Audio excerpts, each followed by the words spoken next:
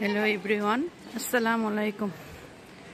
आज के आमी कोचिंगे गिয়েছিলাম মেয়ের কোচিংয়ে। এখন বাসায় যাচ্ছি মেয়েকে কোচিংয়ে দিয়ে। কি শাক এগুলি? কলাই শাক, খেসারি কলাই আর এটা বইতে শাক। ও বাসায় যাচ্ছি। মেয়ের ছুটি হবে 5:30টায়। মেয়েকে দিয়ে আসছি।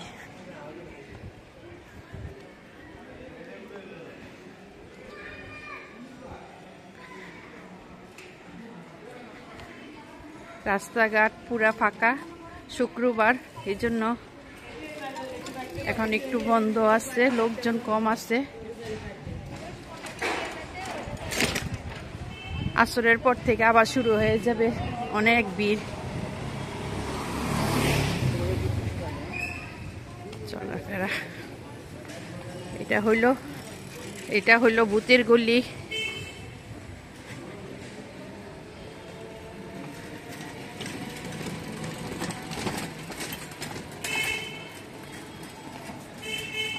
লোকজন বললেই চলে, একেবারে কম।